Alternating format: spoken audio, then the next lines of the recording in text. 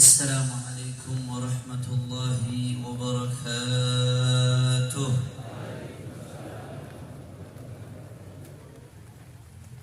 الحمد لله رب العالمين، وبه نستعين على أمور الدنيا والدين. اللهم فصل وسلم وبارك وكرم ومجد وعظم على سيدنا وحبيبنا وشفيعنا ونور قلوبنا محمد الفاتح لما أغلق والخاتم لما سبق، ناصر الحق بالحق والهادي إلى الصراط المستقيم، وعلى آله وصحبه حق قدره ومقداره العظيم. يا فتاح يا عليم، أما بعد. معاشر الحبائب الكرام والعلماء الأفاضل والمشايخ الأعزاء، نخص منهم الذكر شيخنا وقدوتنا الحبيب الفاضل الحبيب حامد النجيب بن شيخ أبو بكر بن سالم، متعنا الله بطول حياته الشريفة ونفعنا به وبعلومه في الدارين، آمين يا رب. Begitu banyak habaib yang hadir di tempat ini, saya tidak sebutkan satu persatu. Habib Ali bin Faqih, Habib Hamid bin Abdullah Al-Kaf, begitu pula masyayikhna min bilad Syam, Habibana Habib Muhammad Fad'at, semuanya para habaib.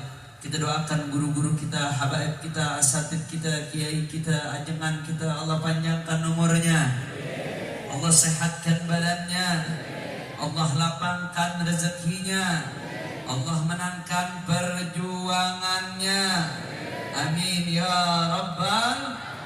Dan salam penghormatan yang paling istimewa saya hadiahkan kepada hadirin, hadirat, muslimin, muslimat, mukminin, mukminat yang hadir di tempat ini. Begitu juga para santri, hufadzul Quran, hamalatu kitabillah. Kita doakan mudah-mudahan tidaklah kita keluar dari tempat ini kecuali semua dosa kita diampuni oleh Allah.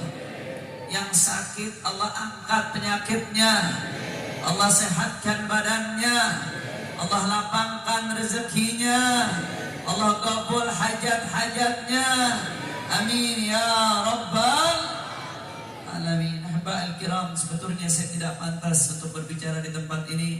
Ada para habaib, para asatid, para masyayikh yang mereka sesungguhnya selayaknya berdiri di tempat ini, akan tetapi imtithalan li amri habibina wa ustadina wa qudwatuna al-habib Hamid al-Nagib bin Syekh Abu Bakar bin Salim, saya berharap mendapatkan keberkahan dan doa dari para habaib yang ada di sini.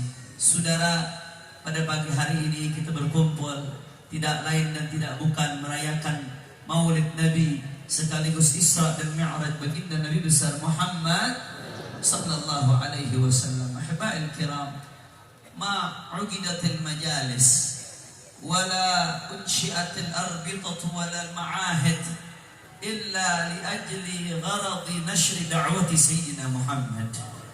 Tidaklah dibuat majelis-majelis, tidaklah didirikan pesantren-pesantren, tidaklah dibuat ormas-ormas Islam kecuali tujuannya satu, untuk menyebarkan dan menyiarkan dakwahnya Sayyidina Muhammad. Salawatnya kurang semangatnya, Sayyidina Muhammad. Allahumma shalli wa sallim wa barik alaihi wa ala alihi. Makanya enggak ada perbuatan yang lebih menyenangkan Nabi dari menyebarkan dakwahnya Rasulullah sallallahu alaihi wasallam. Allah sampai mengatakan dalam Al-Qur'an, wa man ahsanu qawlan mimman da'a ila Allah wa 'amila shalihan. Siapa orang yang lebih baik perkataannya daripada orang yang mengajak kepada Allah, orang yang mengajak kepada jalannya baginda Nabi Muhammad. Ada seseorang bermimpi Rasulullah. Dia tanya kepada Rasulullah, ya Rasulullah, bagaimana cara supaya mendapatkan Al-Fatih, dibukakan pintu pemahamannya. Akhirnya dalam mimpinya Rasulullah datang mengatakan apa? Anta datang ke anakku Ahmad bin Umar bin Sumaid. Silahkan datang kepada anakku cucuku yang namanya Ahmad bin Umar bin Sumaid. Datang orang itu ke Habib Ahmad bin Umar bin Sumaid. Ditanya, wahai Habib Ahmad bin Umar, semimpi Rasulullah perintahkan saya datang ke anda untuk menanyakan apa yang bisa menyebabkan datangnya fatah, terbukanya hati, terbukanya pintu pemahaman. Apa saudara kata Habib Ahmad bin Umar? Tidak lain dan tidak bukan ad-da'wah ilallah. Keluar ke desa-desa, keluar ke kota-kota, keluar ke instansi pemerintahan, keluar ke kampung-kampung, sebarkan ajaran baginda Nabi Muhammad sallallahu alaihi wasallam. Tetapi saudara sayang, seribu sayang, ini kita di zaman, hidup di zaman yang penuh dengan gharaib wa ajaib. Ada macam-macam saudara. Dai bagaimana yang seharusnya yang ideal untuk menyebarkan ajaran Nabi? Bagaimana seharusnya yang jadi visi misi pesantren majelis ta'lim di dalam mendidik muridnya, jamaahnya untuk ikut mensyiarkan ajaran baginda Nabi Muhammad. Saya di sini nggak mau ceramah. Saya cuma mau sedikit tabarruk membaca risalah, satu fakrah, satu paragraf yang sangat penting dan dalam maknanya dari Muhaddithul Hijaz wal Haramain, Imam Ahli Sunnah wal Jamaah fi asrih, Syekh Masyayikhina Abu Ya Sayyid Muhammad ibn Alawi Al-Maliki Al-Hasani. Beliau punya kitab yang berjudul Al-Qudwatul Hasanah fi manhaj da'wati ilallah. Contoh suri tauladan yang baik di dalam metode dakwah kepada Allah Subhanahu wa ta'ala. Saya baca sedikit saudara, tabarukan, hanya satu paragraf saja yang sangat penting. Wa qala radhiyallahu anhu wa kana min jumlati tahiyati asbab ad-da'wah at-tarbiyatul amaliyatu li ikhrajil alimid da'il ghayur li ikhrajil alimid da'il ghayur li'anna al-ilma biduni ghayrah jamidun la syu'ura fihi wal ihsas kama anna al-ghayrata wahdaha bila ilmin la tasluhu lil qiyadati wal riyadati wal irsyad وهذا الذي ينبغي أن لا نقع فيه فنضيع بين عالم بلا غيرة ولا اهتمام على حرمات الله أو غيور متحمس لا علم عنده يضل المسلمين. Mudah-mudahan dengan dibacakan sedikit dari kalam beliau kita mendapatkan rahmat dari Allah Subhanahu wa taala. Saudara, saya terjemahkan secara global saja. Kata beliau, termasuk langkah yang paling penting, strategi yang harus dilakukan di dalam memperjuangkan dakwahnya Rasulullah. Apa kata Abu Yazid Muhammad bin Ali Al-Maliki? At-tarbiyah al-amaliyah li ikhrajil alimid da'il ghayur. Luar biasa saudara, kata beliau. Langkah yang paling jitu adalah mendidik. Mendidik yang seperti apa? Kriteria pertamanya al-alim, harus punya kurang kompak, harus punya ilmu. Faqidu syai' la yu'ti. Orang yang nggak punya bagaimana mau memberikan? Betul? Jawab yang kompak. Kita kalau nggak punya makanan, bisa nggak ngasih makanan? Nggak bisa. Nggak punya duit, bisa nggak ngasih duit? Nggak bisa. Orang yang nggak punya ilmu, bagaimana dia mau ngajak kepada syariatnya Allah, kepada ajaran Nabi? Wahwa la ya'lam, dia nggak belajar, la fiqih, wala hadith, wala aqidah, nggak ada ilmunya. Bagaimana mau mengenalkan kepada Nabi Muhammad? Nanti kita akan bahas selanjutan soal ilmu saudara. cuma alim saja. Harus ad-da'i, orang alimnya mengajak ke jalan Allah. Karena Nabi mengatakan man su'ilan ilmin fakatamahu uljima yaumal qiyamah bilijamin minan nar. Orang punya ilmu ditanya tuh gak harus ditanya langsung, bisa saja ditanya dengan keadaan yang ada, kebutuhan umat. Tapi dia bungkam, dia diam. Uljima bilijamin minan nar. Itu ilmu jadi cambukan nanti bagi dia di yaumil qiyamah, saudara. Nggak hanya sekedar dai, tapi al-ghayur, ada kecemburuan terhadap agama Allah Subhanahu wa taala. Kita lanjutkan lagi apa yang dikatakan Abu Ya di sini. Li'anna al-ilma biduni ghirah jamidun la syu'ura fi wal ihsas. Karena orang kalau berilmu tapi nggak punya ghairah, nggak punya kecemburuan terhadap beragama, maka dia akan dingin, saudara. La syu'ura fi wala ihsas, nggak ada kepekaan. Saya mau tanya, jawab jujur, yang kompak, jawab yang kompak.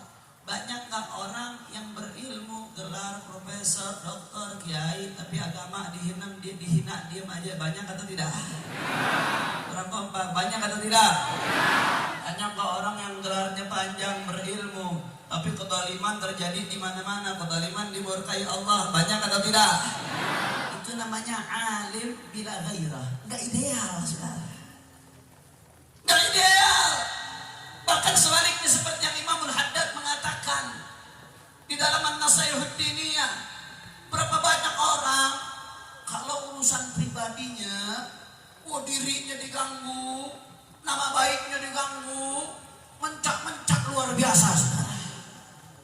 Tapi giliran agama yang diganggu, umat yang diganggu, kepentingan umum yang diganggu, dia ta'adzar bi'a'dzar bita'allulatil baridah, kata Imam Al-Haddad.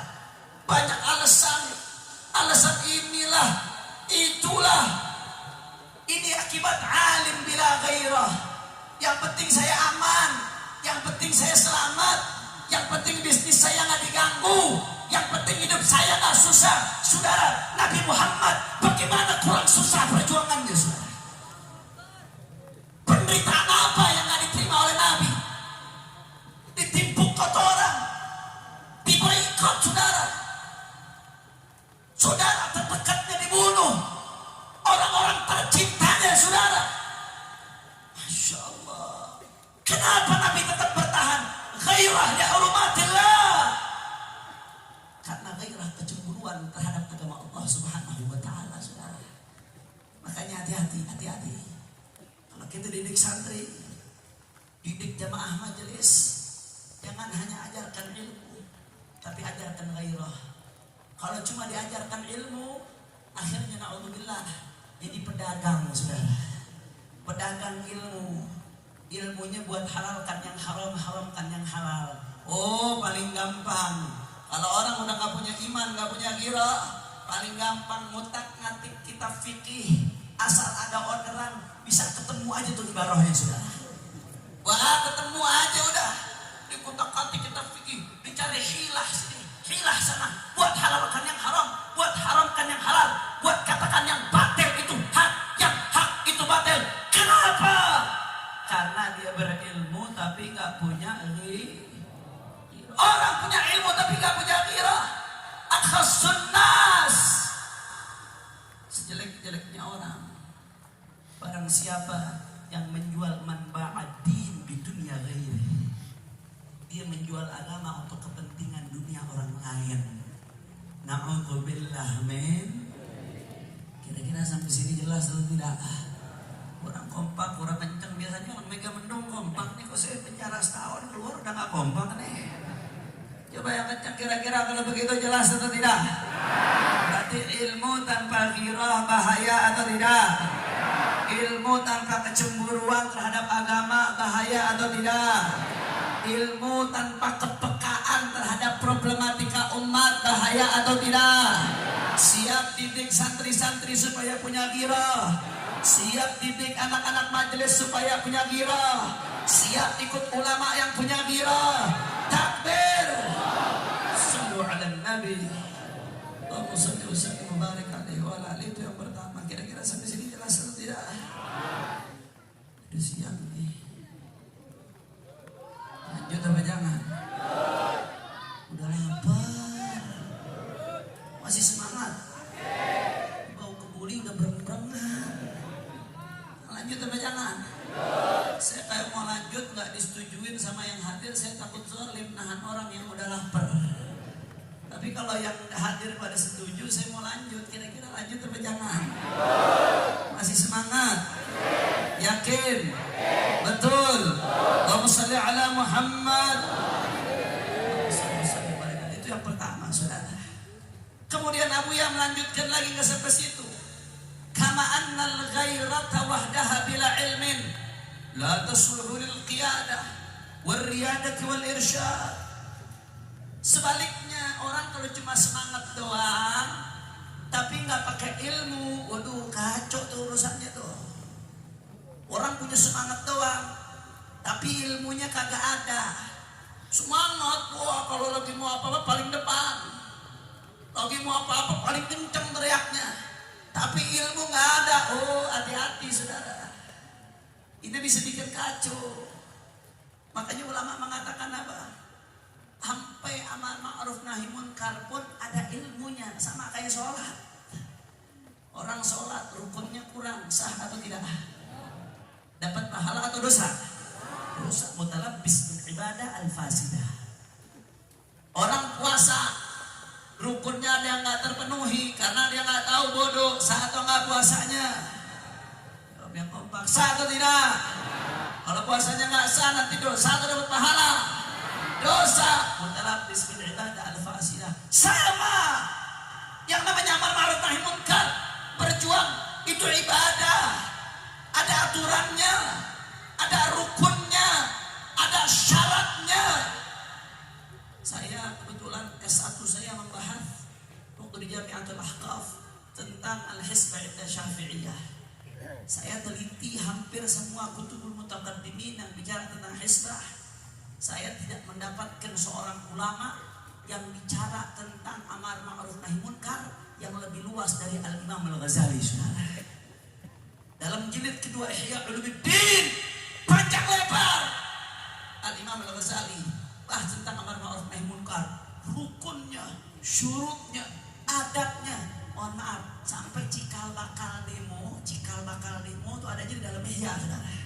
Jamul A'wan ada di Ihya. Silakan Anda baca, saudara. Tapi ada syaratnya, ada rukunnya, nggak sembarangan. Bukan asal teriak, bukan asal kerabak kerubuk. Orang yang amar ma'ruf nahi munkar punya semangat, tapi tanpa ilmu, yufsidu akthar mimma yuslih. Lebih banyak merusak daripada memperbaiki, saudara. Makanya selalu ulama-ulama kita bilang, kalau mau berjuang jangan sendiri-sendiri, tapi ikut komando ulama. Kenapa ikut komando ulama? Karena ulama yang tahu tuh rukun-rukunnya, ulama yang tahu syarat-syaratnya, ulama yang tahu kapan harus maju, ulama tahu kapan harus mundur, ulama yang pelajarin kapan harus tegas, ulama yang pelajarin juga kapan harus lembut. Tegas, semangat tanpa ilmu hanya akan melahirkan kekacauan, saudara. Wah, sampai situ contoh lagi jihad. Jihad itu ibadah, tapi nggak sembarangan jihad. Jangan lu ngaku jihad punya semangat datang ke Jakarta main asal bom gereja, bukan jihad, namanya jahat tuh, saudara. Jihad tuh di wilayah perang. Lu kalau mau jihad di Palestina sono, jangan di wilayah damai asal sembarangan. Kalau di tempat seperti ini, makna jihadnya lebih luas. Makna jihadnya bukan qital, makna jihadnya nasrul ilim, makna jihadnya talabul ilim, makna jihadnya termasuk sebagaimana disebutkan ulama, amar ma'ruf nahi munkar, itu masih kategori jihad. Tapi kalau ngangkat senjata nggak sembarangan, saudara. Apalagi berontak, nggak boleh, saudara. Ada aturannya, ada syaratnya. Orang jihad tanpa ilmu, yang terjadi bukan jihad tapi jahat, saudara. Orang syahid tanpa ilmu, yang terjadi bukan syahid tapi sangit, saudara. Alhamdulillah, men. Kira-kira cukup cuma semangat. Semangat harus dibarengi dengan makanya jangan jauh dari majelis makanya Buya mengatakan di sini wahadzal ladzi yanbaghi an la naqafi. Jangan sampai kata Buya cuma satu saja yang menonjol. Jangan sampai cuma ilmu saja tapi nggak punya giroh dagang agama nanti ujung-ujungnya. Jangan sampai hanya giroh saja tapi tanpa ilmu, akhirnya ujung-ujungnya melakukan kekacauan yang dia tidak bisa stop fitnahnya, saudara. Abu yang mengatakan fanadhi, kalau kita salah langkah, fanadhi baina alimin bila ghairatin wala ihtimamin ala hurmatillah aw ghayurin mutahammisin la ilma indahu yudilul muslimin. Kalau nggak imbang antara dua ini, maka akibatnya apa? Kita akan terombang-ambing di antara dua kriteria yang tidak ideal tanpa disatukan. Apa dua kriteria tersebut? Kriteria yang pertama, punya ilmu tapi nggak punya gairah. Jangan sampai begitu kata beliau. Yang kedua, punya gairah tapi nggak punya ilmu. Akhirnya yudhilul muslimin, merusak muslimin. Oleh karena itu, yuk mari saya ajak pesantren-pesantren, saya ajak rubat-rubat, saya ajak majelis-majelis ta'lim. Mari ajarkan ilmu, saudara.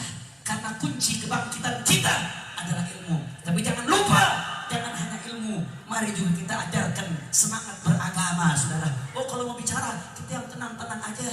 Kita yang mau adem-adem aja. Anda nggak baca sirah Rasulullah? Anda kira Rasulullah hidupnya tenang-tenang aja? Anda kira Rasulullah hidupnya adem-adem aja? Anda boleh lihat dari Fatrah Makkah sampai Fatrah Madinah.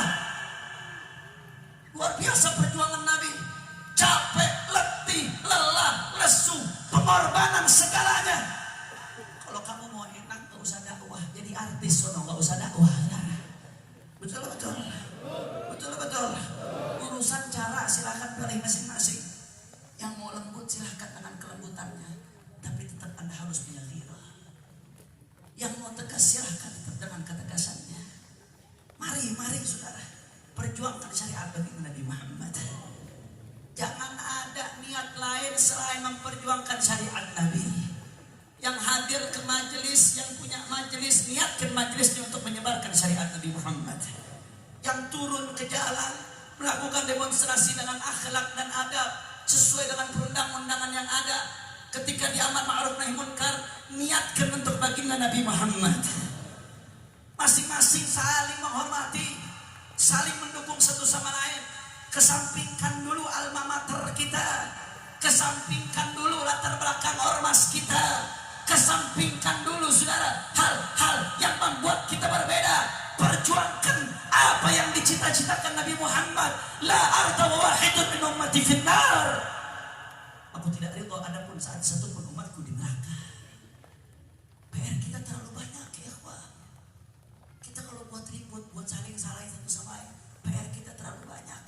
Bagaimana tadi syekh kita dari Suriah mengatakan pentingnya tentang sholat. Anda tahu saudara, guru saya Syekhi Umrabbi Ruhi Dr. Al-Hibs Al-Tahawi, beliau melakukan survei dengan metodologi survei di salah satu kota yang banyak santrinya. Apa surveinya?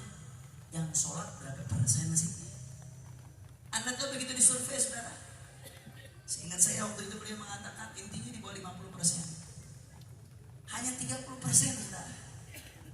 Kota mayoritas muslim banyak santrinya, dilakukan survei yang sholat hanya 30%. Ini 70%-nya tugas siapa? Kalau bukan para pewaris Nabi Muhammad.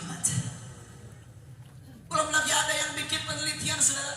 Semenjak ada sekolah online ini, bahkan dari sebelum-sebelumnya, anak-anak kecil, anak-anak SD sudah megang handphone saudara. Sekian persen jumlah yang cukup besar. Anak-anak SD kebanyakan banyak yang sudah mengakses kepada konten-konten porno saudara. Masa dari situ, Masya Allah, ada lagi yang bikin survei. Kita melihat di majelis luar biasa ramai, hall di mana-mana ramai, tablik akbar ramai.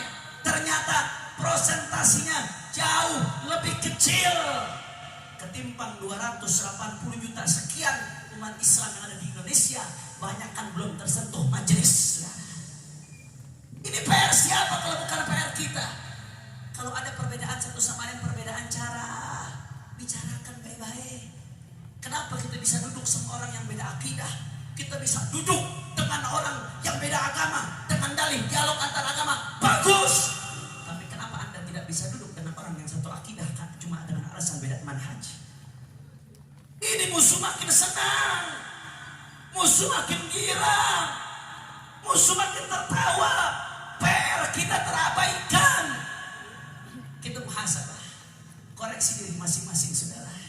Sudah cukup banyak kezaliman di depan kita, sudah cukup banyak kemungkaran di depan kita, sudah cukup banyak kemaksiatan di depan kita. Ini PR kita bersama saudara. Kalau ada yang kurang lebih, mungkin masalah akhlaknya, mungkin Anda kurang setuju masalah cara penyampaiannya, datang musyawarah, bicarakan, kasih masukan baik-baik, jangan malah melemahkan perjuangan. Betul, betul. Maka saya mau tanya, kira-kira umat Islam jawab yang kompak semuanya. Kira-kira umat Islam siap bersatu atau tidak? Orang keras, siap bersatu atau tidak? Siap rapatkan barisan, siap bela Allah, siap bela Nabi, siap bela syariat, siap bela habaib, siap bela ulama, siap jaga NKRI, siap jaga Pancasila. Semua angkat tangannya, semuanya takbir, takbir, takbir. Sallu ala Nabi. Terakhir sebelum saya tutup saudara, saya alhamdulillah 2 minggu yang lalu saya baru keluar setelah uzlah hampir 1 tahun. Ya udah sama-sama tahu dah kasusnya secara singkat, kasusnya masalah kasus baik-baik saja saudara. Kalau mau lihat lengkapnya baca atau di dakwaannya. Intinya kasus masalah gara-gara ngomong baik-baik saja. Ahli hukum udah banyak yang bicara, para pakar hukum sudah banyak yang bicara bagaimana keganjalan di balik kasus ini. Waktu sudah singkat, saya tidak mau bahas. Intinya saya setahun di dalam, alhamdulillah saya sekamar dengan Sayyidul Walid Al-Habib Muhammad Rizik bin Hussein bin Syihab. Begitu banyak hikmah yang saya dapatkan di dalam yang saya tidak dapatkan di luar saudara. Begitu banyak pelajaran yang saya dapatkan di dalam, apa yang saya tidak didapatkan di luar. Makanya kemarin saya sempat jenguk beliau salam khususnya kepada Al-Habib Hamid An-Nagib Syekh Abu Bakar dan kepada semua ulama habaib yang hadir dan kepada semua umat Islam yang ada di sini. Beliau salam rindu. Kita doakan mudah-mudahan beliau bisa segera kembali ke tengah-tengah kita. Fi khairin wa lutfin wa afiyah, min ghairi fitanin wa mihanna dhahra minha wa ma batan. Dan kita doakan juga mudah-mudahan 6 syuhada itu diterima syahadahnya oleh Allah Subhanahu wa taala. Kenapa disebut syuhada? Ada yang mempertanyakan, kenapa disebut syuhada? Kan bukan perang. Lu ngaji fikih. Syuhada itu ada syuhada dunia akhirah, ada syuhada dunia, ada syuhada akhirah. Syuhada akhirah itu banyak kategorinya. Di antaranya man qutila zulman. Orang yang dibunuh dengan cara yang zalim. Itu masuk kategori syahidul akhirah. Di dunia diperlakukan sebagai biasa. Seperti orang meninggal biasa, tetap dimandikan, tetap dikafani, tetap disolati, tetap dikuburkan. Kalau syahid dunia akhirah, dia nggak dimandikan, nggak disolati, hanya dikafani langsung dikuburkan. Itu syahid dunia wal akhirah. Orang qutila zulman, orang yang dibunuh dengan cara yang zalim, itu masih kategori syahidul akhirah. Di dunia perlakuannya bukan seperti syahid, tapi di akhirat insya Allah mendapatkan derajat syuhada saudara. Kita doain mudah-mudahan syuhadanya mereka diterima oleh Allah, dan mudah-mudahan siapapun dalam pembunuhannya mudah-mudahan dibongkar oleh Allah, dihinakan di dunia wal akhirah. Kecuali kalau dia taubat, dia melakukan pengakuan, mudah-mudahan dibukakan hatinya oleh Allah. Tapi kalau enggak, mudah-mudahan dihinakan dunia wal akhirah. Dan kita doakan mudah-mudahan habaib kita, ulama kita, khususnya Habib bin Hamid An-Nagib bin Syekh Abu Bakar bin Salim, dan semua para ulama kita, mudah-mudahan selalu dalam lindungan Allah, selalu dalam penjagaan Allah. Dan para pesantren santri dan inat al-khairat, mudah-mudahan santri-santri ini dijadikan santri yang menggembirakan hati baginda Nabi Muhammad. Ala hadhihi niyyah wa li kulli niyyah salihah wa ila hadratin Nabi bi sirril Fatihah. Bismillahirrahmanirrahim. Alhamdulillah rabbil alamin arrahmanir rahim maliki yaumiddin. Iyyaka na'budu wa iyyaka nasta'in. اهدنا الصراط المستقيم صراط الذين أنعمت عليهم غير المغضوب عليهم ولا الضالين.